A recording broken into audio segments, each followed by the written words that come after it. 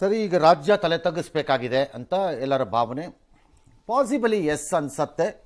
Because ಪೂರ್ವ ತಯಾರಿ ಇಲ್ಲದೆ ಮಾಡಿಕೊಂಡ್ರೆ ಹೀಗೆ ಆಗೋದು. ಘಟನೆಗಳೇ ನೆನ್ಪಿಟ್ಕೊಳ್ಳೋಣ. ಈ ರೀತಿಯ ಕಾಲು ತುಳಿತ ಪ್ರಪಂಚದಲ್ಲೂ ಆಗಿಲ್ವಾ ಅಂದರೆ ಆಗಿದೆ. ಯಾವ ಆಟದಲ್ಲೂ ಆಗಿಲ್ವಾ? ಆಗಿದೆ.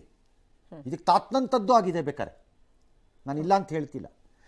ಬಟ್ ಕೆಲವು ಘಟನೆಗಳಲ್ಲಿ ಇದನ್ನು ನಾವು ತಡಿಬೋದಾಗಿತ್ತು ಅನ್ಸತ್ತೆ. ನಾವೇ ಅದಕ್ಕೆ ಇನ್ವೈಟ್ ಮಾಡಿ. ಇದು ಆಕ್ಚುಲಿ ಚೆನ್ನಾಗಿ.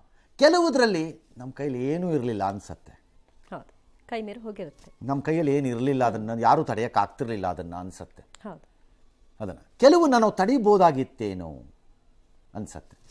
ಏನಿಯೋ ಯಾರು ಹೊಣೆಯನ್ನು ಯಾರು ಅಂತ ಅನ್ನೋ ಅಷ್ಟರಲ್ಲಿ ರಾಜ್ಯ ಸರ್ಕಾರ ಈಗ ತೀರ್ಮಾನ ಮಾಡಿ ಹೊಣೆಯನ್ನು ಹಾಕ್ತಾ ಇದೆ. ಯಾರ್ಯಾರ ಮೇಲೆ ಹಾಕ್ಬೋದು, ಬಲಿಕ ಬಕರಾಗಳು ಯಾರ್ಯಾರಿದ್ದಾರೆ ಹಾಕ್ರ ಅವ್ರ ಮೇಲೆ ಅಂತಲ.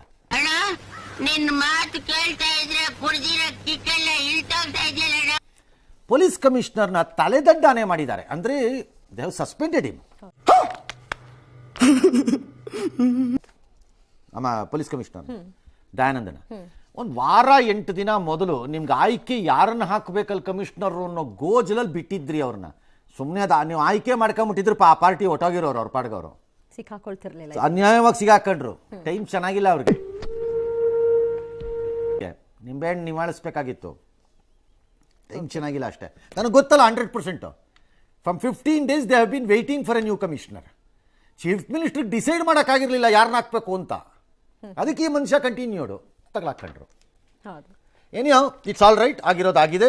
ಯಾರೊಬ್ರು ಹೊಣೆ ತಗೋತಾ ಇದ್ದಾರೆ. ಈಗ ಅಡಿಷನಲ್ ಕಮಿಷನರ್ ಅವ್ರನ್ನೂ ಕೂಡ ಅಮಾನತ್ ಮಾಡಿದ್ದಾರೆ.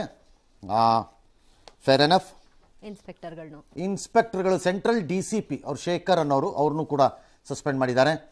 ಕಬ್ಬನ್ ಪಾರ್ಕ್ ACP ಮತ್ತು ಕಬ್ಬನ್ ಪಾರ್ಕ್ ಇನ್ಸ್ಪೆಕ್ಟರ್ ಇಬ್ಬರನ್ನೂ ಅವ್ರನ್ನೂ ಕೂಡ ಅಮಾನತನ್ನ ಮಾಡಿದ್ದಾರೆ. ಅಲ್ಲಿಗೆ ಜವಾಬ್ದಾರಿ ಇವರು ಅವ್ರ ತಲೆ ಕಟ್ಟಾಯ್ತು ಅಂತ ಹೇಳ್ತಿದ್ದೆ. ಈ MTV ಸಿಟಿ ಯುಗದಲ್ಲಿ ಖುಷಿಯಾಗಿರುತ್ತೆ.